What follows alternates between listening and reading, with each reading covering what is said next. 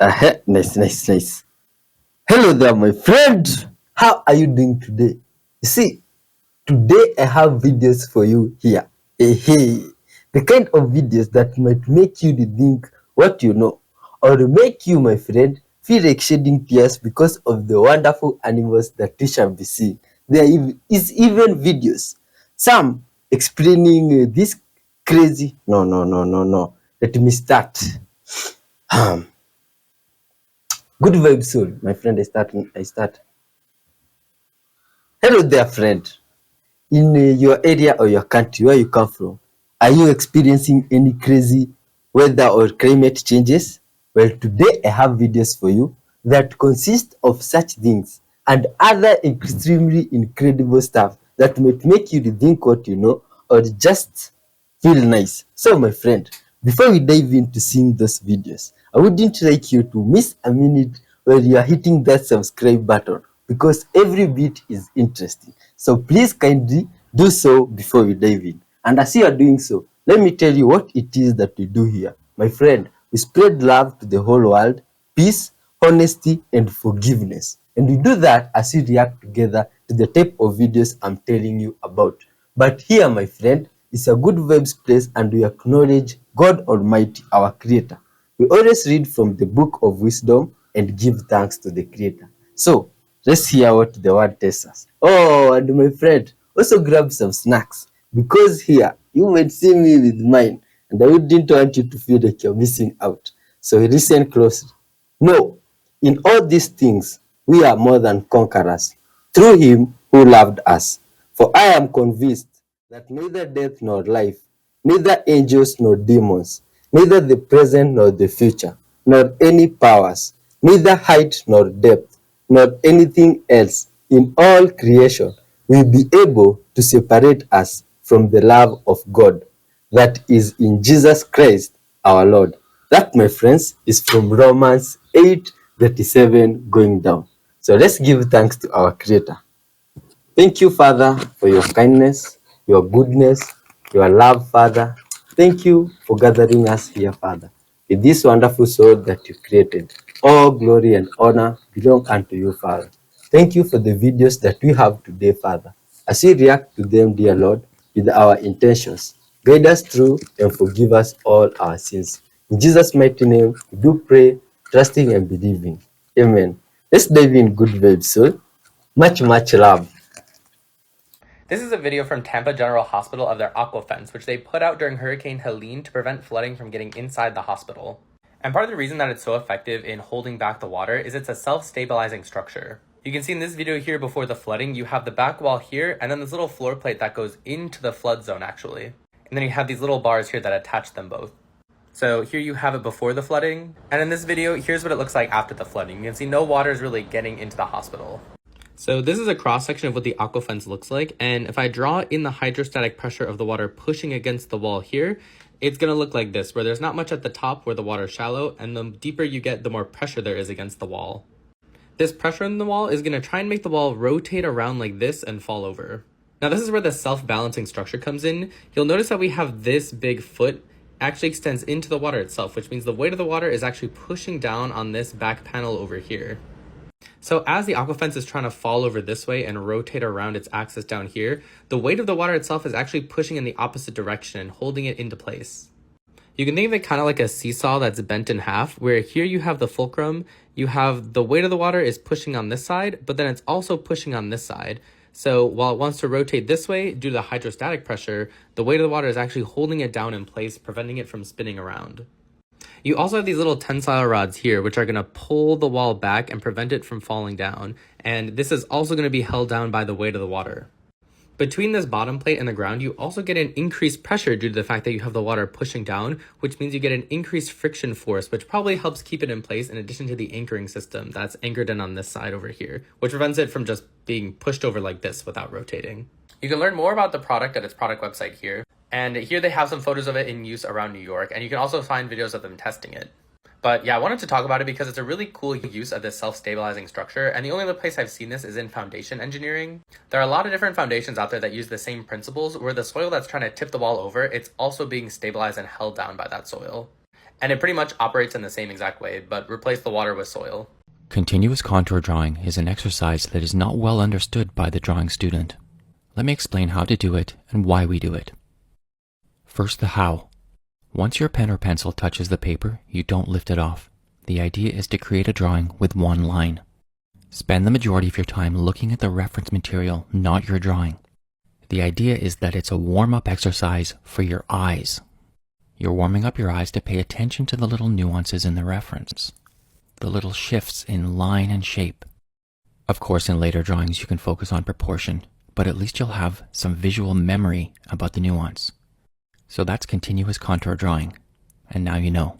You've probably seen pictures like these out of North Carolina and wondered how this hurricane got so bad. It was a few things combined. Hurricanes form all over the world under different names, and they all form over warm water. Warm air rises, which leaves low pressure underneath, and this causes even more warm air to rush in and rise up, where it eventually cools to form rain clouds. Warm water is the fuel for hurricanes, which is why as global temperatures increase, this will get worse. Due to the rotation of the Earth and the Coriolis effect, the storm rotates counterclockwise in the northern hemisphere, and once those wind speeds reach 74 miles per hour, it's classified as a hurricane. Since warm water is the fuel, hurricanes weaken when they hit land. The problem was these areas were already dealing with rain from earlier storms, so you have wet, hot soil just making it worse in what's called the brown ocean effect, where wet soil can influence a hurricane in a similar way that water does. These regions don't normally see weather like this, so the infrastructure wasn't prepared for it. There are less roads in the mountains, so evacuations were limited. The water is rushing downhill, so it gains speed. And then all of that is dumped into the lower elevations. They will be studying this storm for years, but what we do know is rising temperatures are bad, and regions that don't normally deal with certain weather patterns are going to need to start building an infrastructure for it. All right, we got to think about getting out of here because this is going to be.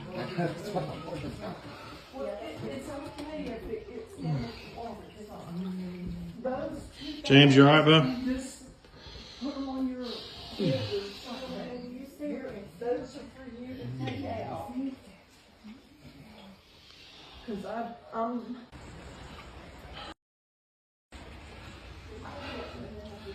All right, we got to think about getting out of here because this is going to be.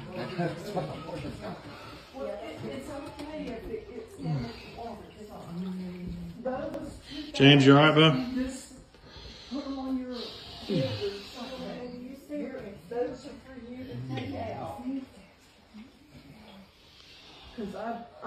What color of dye do you think I'm going to get out of this pot full of aspen leaves? If you guessed green, well, you'd be wrong. The extraction process heats up and breaks down the chlorophyll, and the leaf's other pigments, in this case carotenoids, are extracted instead. Now, this isn't too dissimilar to what happens when leaves change in the fall, so it makes sense that it left us with a bold autumnal aspen yellow. But I really want to pull green out of those leaves, so I decided to experiment by using isopropyl alcohol, as it boils at a much lower temperature than water, and hopefully that'll keep the chlorophyll intact. And this looks promising. We've got actual green, and after a few batches and an overnight soak, I've got a hank of yarn dyed green from aspen leaves, all spooled up on a cone and ready to knit. So next up, gonna grab one more quaking aspen leaf. Also, look at these things dancing and fluttering in the wind. They're just the best. And I'm gonna scan it, edit it to bring out some of those finer details, take a small piece of it, and then convert that into a pixelated bitmap. Plug that into the hack knitting machine, and using both the green and yellow aspen leaf yarns, I'm gonna knit that aspen leaf pattern. Now, if you've caught one of these natural dye videos before, you know the drill here. The knitting machine receives a signal from the program to position each needle for knitting either green or yellow, and then I just carefully knit each line with a little tutelage from time to time, of course, and before long it's all done, ready to soak and then pin into shape. But you know what? This project needs some aspen wood, so I'm going to cut this old limb into a pair of thin slabs to kind of frame the knit. I like the idea of adding even more elements of the tree into the final project. Ended up being some really cool looking wood as well, some nice grain and spalting in there, and there we have it. Let me know what you guys think. I'm pretty happy with how this came together. I especially love the way the design looks both like a leaf, a tree, veins, a flowing river, all many things at once. Nature rules. In the Eerie footage, Alyssa recounts strange occurrences in her daughter's bedroom, located on the top floor of their home. According to her, an unsettling presence becomes visible when a flashlight is cast from the lower level. Take a look. Alright, flash it up there. Oh, now it's gone. Put your flashlight down. Let's see if it'll do it again. All right, put it up. Hurry. Oh, look at that, dude. Hey friends, so big breaking news just happened on our sun. A giant X9 class solar flare just erupted facing directly at Earth. Now this is very significant because those two things don't usually happen. You don't usually get a solar storm of this magnitude. An X9 is huge. It's like a Category 5 hurricane. And for it to be aimed directly at Earth is such a big deal because the sun is a 360-degree sphere and it shoots off solar storms in every which way. And they only really affect you if it does two things. If it's strong enough to reach you and impact you, and if it's aimed directly at you. Think about it like a guy with a shotgun, spinning around in a circle, shooting every which way. Well, that's only going to hurt you if it's aimed at you and strong enough to hit you, or if you're close enough to it. In this case, an X9 is definitely big enough to do a lot of damage, and it's aimed directly at us. So it's kind of worst case scenario in a way. And on top of that, we've had two other giant X-class solar flares. Actually, one was a very top-level M-class earlier in the week, and then we had an X7 just a couple days ago. The X7 CME hasn't even hit us yet. So all of this disruptions we've seen this week, like Verizon going down, AT&T going down, Bank of America losing people's money, all the stuff we've seen, all the geopolitical tensions and all of the like high levels of energy and emotions. I've had so many messages from people saying they can't sleep and they feel off. All that has happened just from the M-class solar flare we had earlier in the week, and this X7 and the CME from that hasn't even hit us yet. It's supposed to get here tonight and into tomorrow. So the CME from this X9 that just happened won't be here till this weekend, probably 48 hours or so. And when that's layered on top of all of this other stuff that's been happening around the world, and these past two solar flares that we've had this week, I don't know what's going to happen. I mean, we know that our magnetosphere, which is the shield that protects Earth from all this stuff, is very weak right now.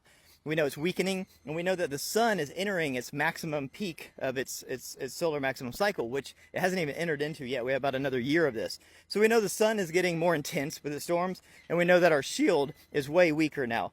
And then with the election, tensions are running high, emotions are running high, all the stuff happening overseas, you know, that's a mess. We just had that terrible Hurricane Helene come through, and we're still reeling from that. So you put all this together, and on top of all that, you know, basically our technological systems, you know, being held together with duct tape. And now we have this X9 solar flare aimed directly at us. That CME will hit us this weekend. And I don't really know what the effects are going to be. We have to wait a couple hours for the data to come in to see how well organized the CME is going to be. But I think it's going to be very significant. So what my advice would be is this is not a doomy gloomy thing, because I think the sun is conscious, and I think the light that we get from it is very, very valuable. I soak it up every day. I'm out in it right now, loving it, and I think you should too. We shouldn't ever be afraid of our sun, but we have to respect it. It's very powerful. So the best thing you can do right now is to get your house in order, meaning, you know, be ready for whatever comes, emotionally, spiritually, physically, you know, get supplies, water, all that kind of stuff, just in case anything goes down. But also get lots of rest, ground, you know, drink a lot of water, meditate, get good with yourself, you know, just be in a good, neutral, positive, grateful state spiritually. And then no matter what happens, you're ready. You know, you have your water, you have your toilet paper, you have your food. You don't have to be that guy going to Walmart fighting the crazies. So definitely take care of physical business. But more importantly, you know, I hear from tons of people about, you know, how this affects them, their sleep patterns and their, you know, emotional behavior, things like that. They get more agitated and aggro. That's totally cool, all to be expected. So give yourself some grace. Give yourself a little patience. Know that maybe, you know, you won't sleep as good tonight. Take an extra melatonin, or, you know, some more valerian, or whatever, or just give yourself some grace. You know, don't beat yourself up because you can't go to sleep. You know, like give yourself some grace with other people. Know that you might have a shorter fuse, you know, all these kinds of things. Just be aware and conscious of it, but also get outside, soak up these light coats. The sun is incredibly important for our spiritual and our conscious development. So don't be afraid of it. Don't hunker down inside. The opposite, go outside, soak it up, but do it in a neutral and positive and grateful emotional and spiritual state to get the most benefit from it. And then that way, if things do pop off, you're not part of the problem. You know, you're not jumping into the tinderbox. You can be part of the solution. You can try to help calm things down and bring the temperature of everything down. Because I think this weekend, as the CME hits us in the next 48 hours or so, layered on top of everything else that's happened this week, it's going to get intense. I mean, I just think it will. So be prepared, take care of your stuff, get your ducks in a row, your house in order. Use this as a inspiration to just calm down, get outside, ground, take care of yourself. That's all. That's all. And if everyone does that, we'll be just fine. Let me know what you guys think about this. Have a beautiful day. Peace. Just an incredible, incredible, incredible hurricane. It has dropped.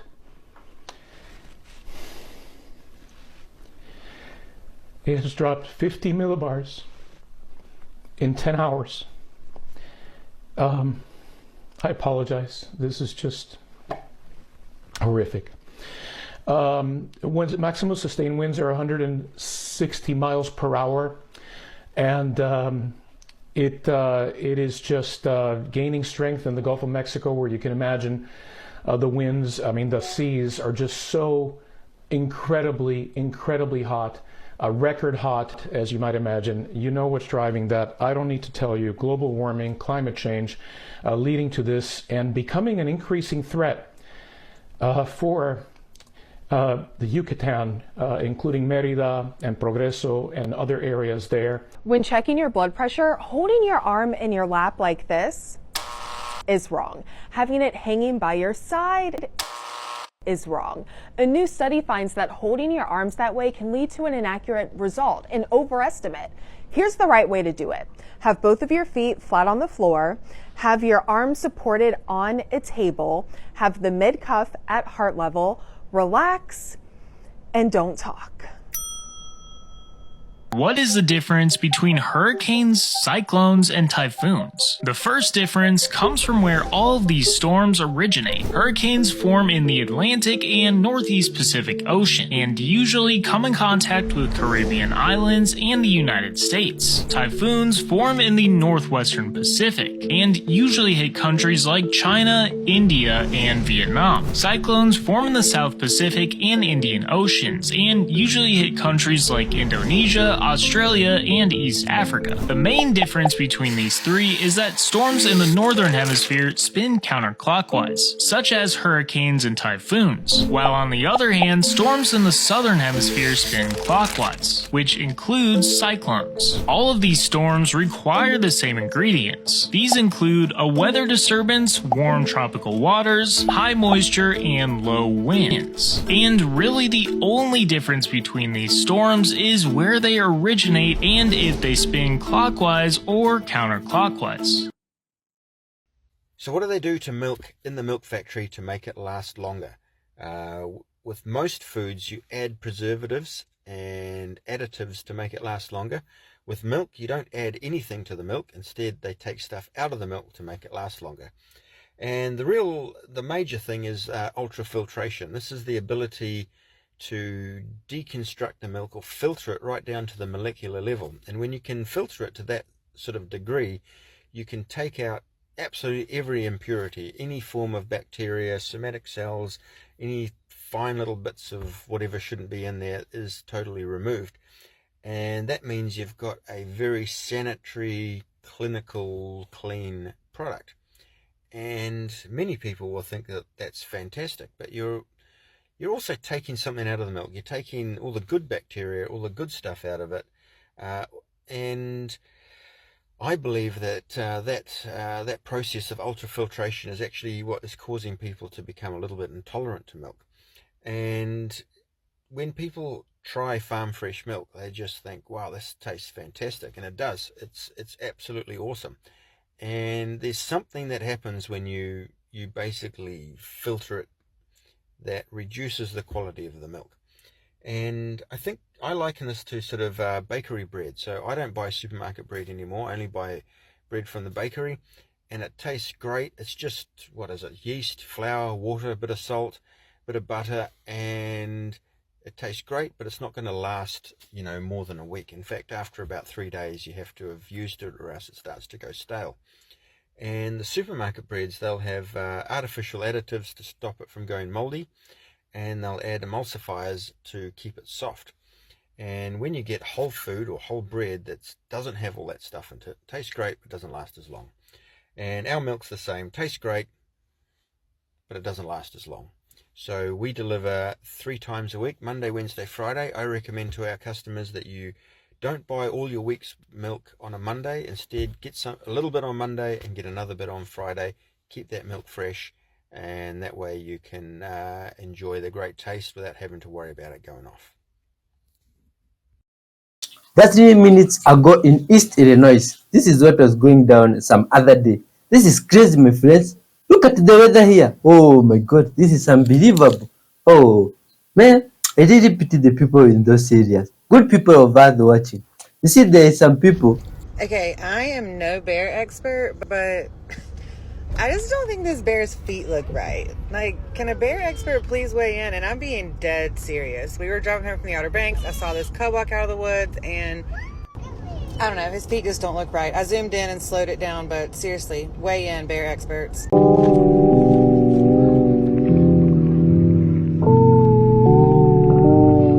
It would probably be in your best interest not to walk through the store, at least if you're superstitious. This is a video that was sent to me through Instagram DMs. It shows this person walking on a trail when they abruptly encounter this random door just sitting in the middle of the trail, leading to nowhere. And immediately the first thing that came to many people's minds when seeing this was this is a fae trap.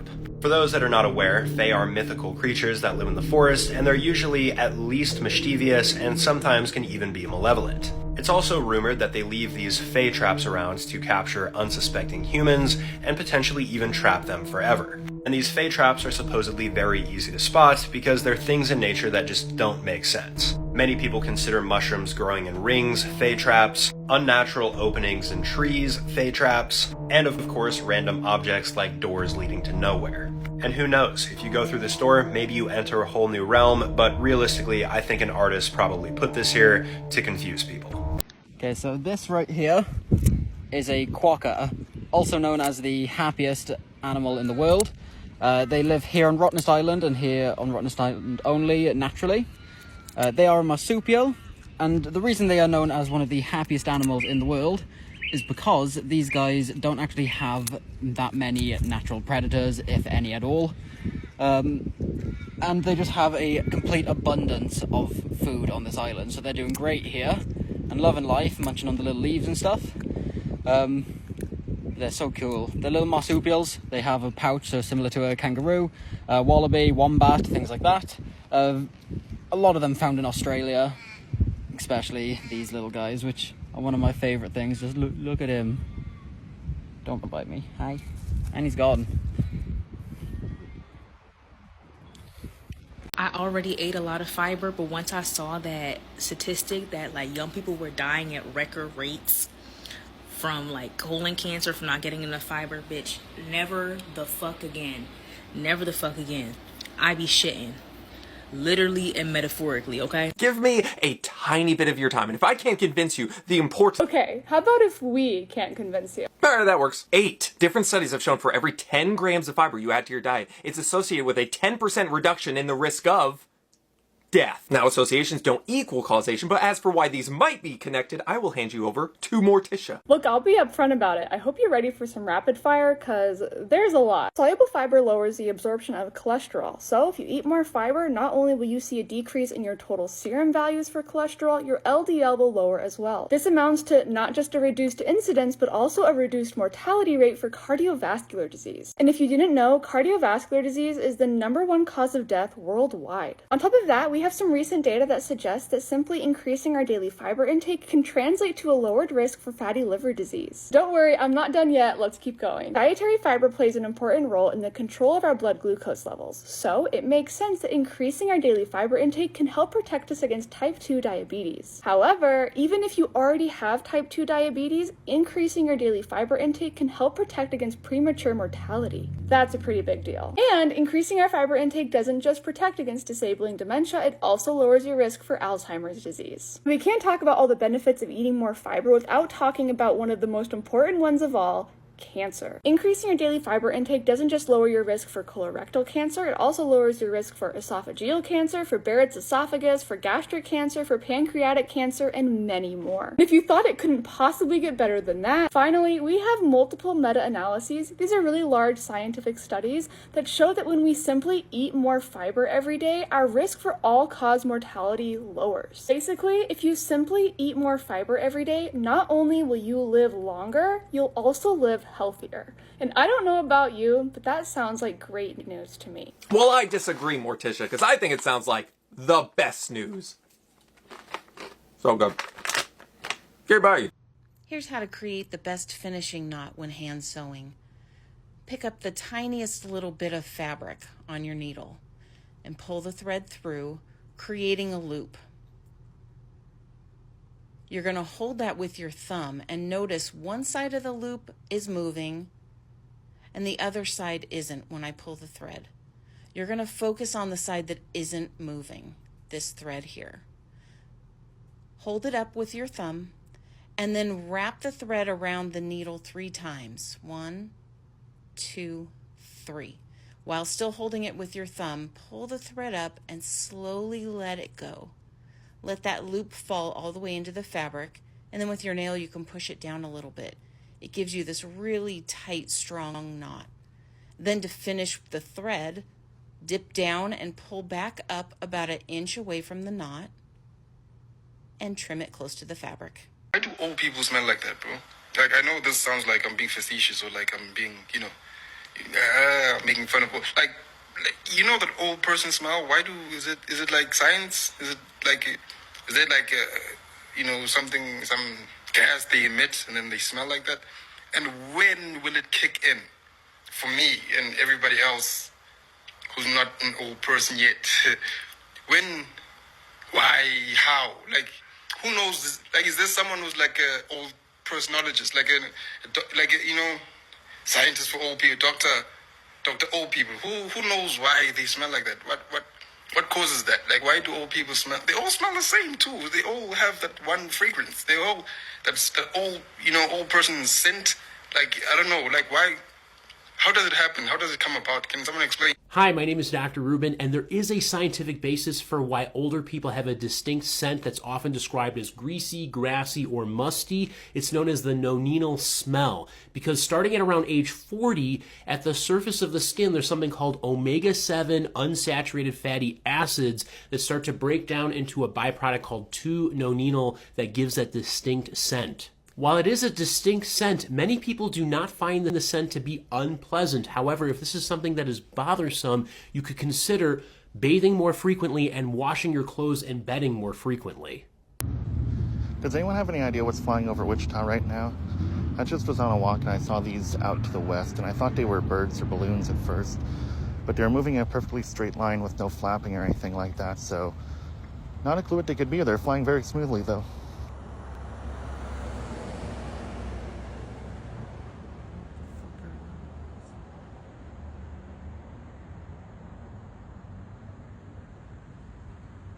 What's one thing you'd never do as an orthopedic surgeon? One thing I would never do as an orthopedic spine surgeon, I would never dive into unknown water.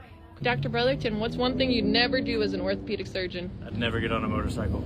Hey, Dr. James, what's one thing you'd never do as an orthopedic surgeon? I would never not wear my seatbelt. Buckle up. Dr. Taylor, what's one thing you'd never do as an orthopedic surgeon? I've got a Jeep with no doors, but I'd never drive around with my foot hanging out.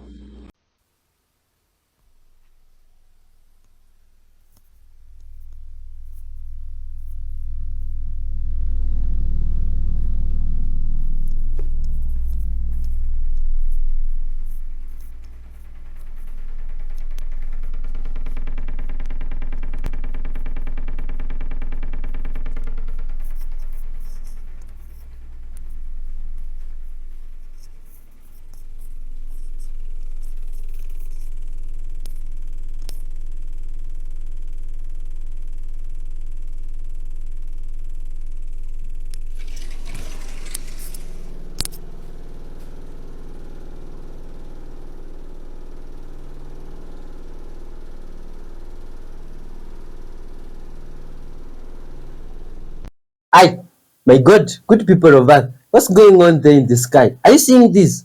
English people, do your stars do this? Oh my God. It's like we never get to stop being surprised here. What's that? Did you know that the timing of the starting lights of an F1 race is entirely random? After all 5 lights flash on, there's a delay before the infamous "it's lights out and away we go," and that moment changes from race to race. This prevents teams from engineering cars to self-start to get that extra edge, like the infamous cheating scandal of Benetton in 1994, where inspection of the car's engine system revealed an option 13 button that allowed cars to launch at the race start within a millisecond remotely. These precious tenths of a second are also why the lights never turn green. Relying on 2 working color LEDs is a lot riskier than just the set of red lights, as seen in the 1999 Nürburgring race. The lights are still on and Frentzen has jumped the start! Instead, green, the top row of the light boxes, are reserved for aborted starts and formation laps. Oh my god. Crazy stuff always in the sky. This one was recorded in another place also. My friend, looks like there is a face behind the moon, or the moon came up with its friends. This is crazy. What could this be? Is this normal?